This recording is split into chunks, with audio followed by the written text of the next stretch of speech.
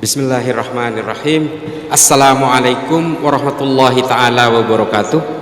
Contoh dari bagaimana Nabi mengurusi, berusaha menjadi manajemen yang bagus dari satu melting pot bernama Madinah. Sebuah kota yang menurut Nabi ini adalah peradaban dunia. Dari sini kita bisa perhatikan bahwa Nabi betul-betul menjaga keseimbangan harkat dan martabat semua penduduk di Madinah dalam konsep lita'arofu, dalam konsep interaksi dan intimasi sosial dalam segala perbedaannya.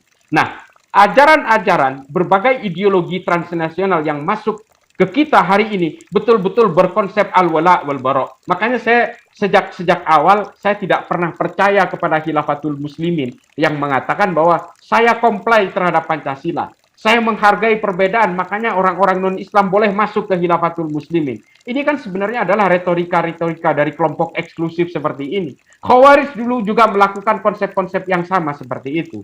Bagaimana tentara satu batalion desersi, kemudian dia membentuk komunitas dengan dalih pluralisme di Madinah, sehingga dia berjumlah ribuan. Dan mereka menjadi kekuatan yang besar pada zamannya. Nah, kelompok-kelompok seperti ini memang harus kita waspadai, karena bagaimanapun ketika kekuatan-kekuatan politik yang punya cita-cita politik itu menunggangi agama, ini pasti semua kejahatannya akan terlihat terhormat. Nah, eskalasi-eskalasi yang dibangun oleh kelompok-kelompok seperti ini memang selalu mengacu kepada gerakan-gerakan evolusif, gerakan-gerakan revolusi merangkak. Karena memang mereka berkaca kepada berbagai gerakan-gerakan radikal di seluruh dunia yang berusaha membentuk enklave selembut mungkin. Dari toliah-toliah terkecil, mereka kemudian membuat gerakan-gerakan yang revolusioner. Kalau kita lihat Al-Shabaab di Somalia, itu dibentuk oleh 32 orang dalam Kesatuan Tentara Somalia.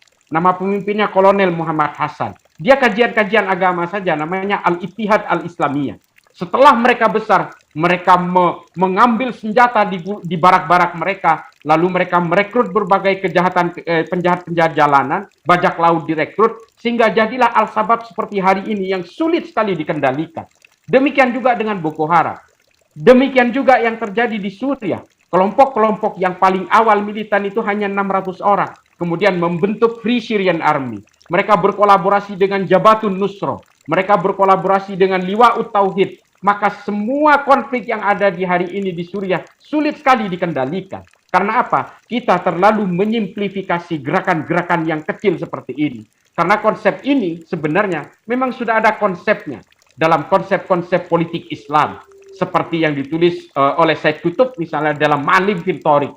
Dia memang menekankan kepada gerakan-gerakan membentuk toliah-toliah terkecil. Ini kan sebenarnya pemikirannya Lenin dalam L'état de Révolution, kalau kita perhatikan. Dia membentuk vanguardisme, kesatuan-kesatuan elit yang kemudian menjadi trigger dari gerakan-gerakan revolusioner. Semua eskalasi itu akan dibentuk.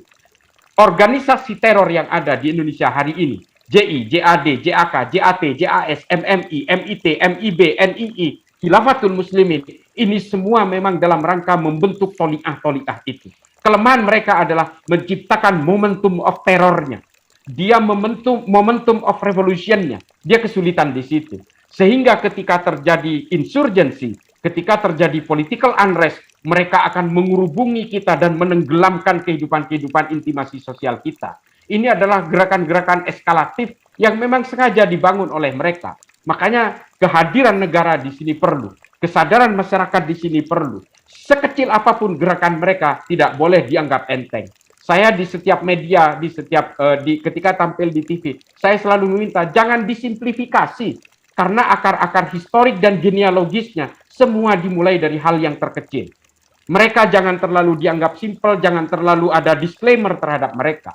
Karena bagaimanapun, meskipun kita memegang teguh kehidupan civil society dalam alam demokrasi, demokrasi juga memberikan ruang-ruang kepada kita untuk melakukan penindakan apabila itu memang membahayakan negara. Demokrasi juga memberikan ruang-ruang untuk melarang mereka. Nah, konsep-konsep ideologi seperti yang ditulis oleh Gramsci misalnya, ini juga harus kita perhatikan dengan betul bagaimana konsep-konsep ideologi itu bergerak di tengah masyarakat. Dengan pendanaan, dengan rekrutmen dan pendidikan. Ini adalah konsep-konsep aluran ideologi yang memang ingin menumbangkan negara. Nah, terakhir saya terus terang begini, saya terusik betul dengan ceramahnya Abdus Somad yang mengglorifikasi khilafah. dia membawakan hadis di situ. Seharusnya Abdus Somad tahu bahwa dia itu juga ahli tafsir hadis, bahwa hadis yang dia sampaikan ini adalah hadis-hadis kontroversi. Ini kan kalau kita lihat ya videonya Abdus Somad misalnya yang mengatakan bahwa solusi itu adalah khilafah.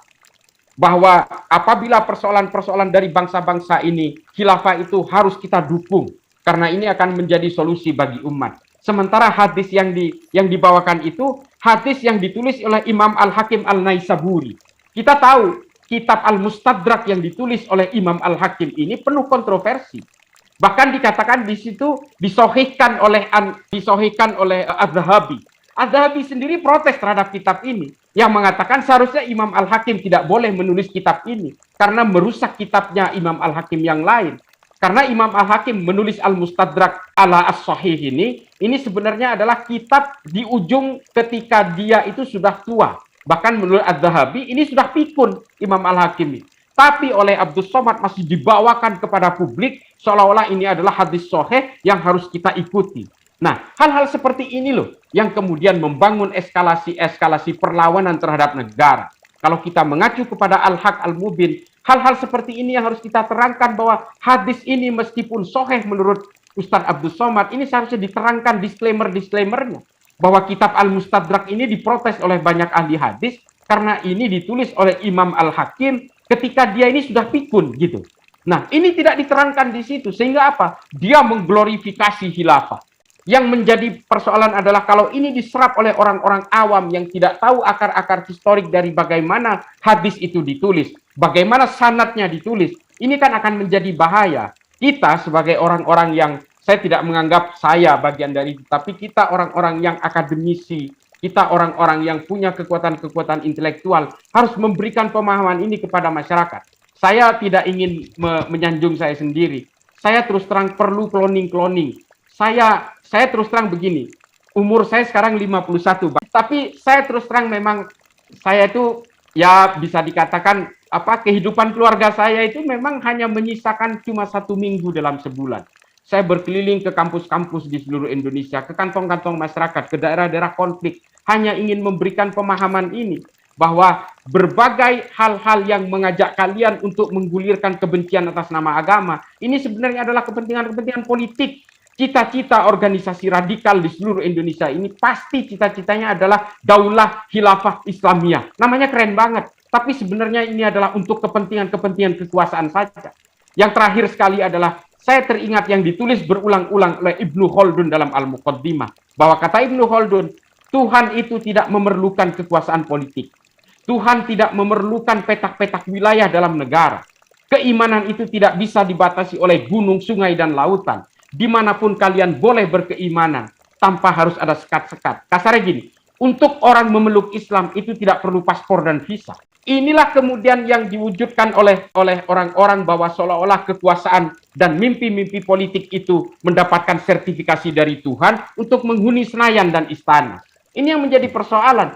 Allah ini sudah menciptakan alam semesta, kata Ibnu Khaldun. Allah sudah menciptakan alam semesta dan memiliki alam semesta. Manusialah dengan segala ambisi-ambisi kekuasaannya yang justru ingin mempetak-petakkan bumi, mempetakkan wilayah-wilayah di bumi ini. Ini adalah berbagai konsep pemikiran yang dalam singkat ini, bahkan kesimpulan saya yang terakhir adalah kita ingin memajukan Islam. Kita jangan pernah menunggangi politik dengan atas nama Islam. Karena apa? Islam pernah berkuasa di Andalusia, mulai dari semenanjung Iberia sampai ke pinggiran Prancis, seperti yang saya ceritakan tadi. Ketika kekuasaan Islam tumbang di Granada, tumbang juga keimanan Islam. Itu loh, kalau agama, keimanan, nempel kepada politik, ketika kekuasaan politik itu tumbang, maka keimanan juga ikut tumbang. Tidak menyisakan satu genetik pun orang Islam di Eropa. Hari ini orang Eropa yang Islam itu karena akulturasi, karena asimilasi, karena perkawinan, atau karena imigran yang datang dari Arab. Tapi secara genetik tidak pernah menyisakan itu. Masjid-masjid menjadi gereja, istana khalifah akhirnya menjadi museum dan sebagainya. Ini yang kita sisakan kepada mereka. Dan bagaimana dengan bangsa Armenia yang sudah dibantai 1 juta? Mereka memeluk Islam dengan terpaksa. Setelah Kekaisaran Ottoman itu juga tumbang, akhirnya orang Armenia 100% kembali kepada Kristen. Artinya keimanan-keimanan itu tidak bisa diikat dengan kekuasaan-kekuasaan politik, karena kekuasaan politik itu ringkih, sementara keimanan itu sifatnya adalah eternal. Kenapa saya bilang eternal? Orang bisa berubah agamanya karena persoalan hidayah, atau karena persoalan kesadaran kognitif yang mulai tergerus. Tapi kalau politik itu ada zamannya. Nah, ini yang harus kita perhatikan semua hari ini adalah bahwa Islam itu bisa dimajukan dengan ilmu pengetahuan. Ketika Islam berkenalan dengan ilmu pengetahuan, Islam akan berkenalan juga dengan kemanusiaan dan kedamaian. Kalau soal politik, pada akhirnya Islam itu berkenalan dengan radikalisme dan berbagai kekerasan atas nama agama. Kita harus berpolitik atas nama Islam dan atas nama negara, atas demi keutuhan negara kesatuan Republik Indonesia. Mudah-mudahan ini bisa menjadi maslahat terutama bagi saya pribadi yang fakir ilmu ini, dan mudah-mudahan bisa menjadi manfaat bagi seluruh umat di dalam bangsa ini. Akhiran, ihdinas siratal mustaqim, wallahul muwaffiq ila aqwamit thoriq. Wassalamualaikum warahmatullahi taala wabarakatuh. Semoga Allah senantiasa menuntun kita di jalan yang diridhoinya. Aku qouli hadza, astaghfirullah li wa lakum. Wassalamualaikum warahmatullahi wabarakatuh. Terima kasih.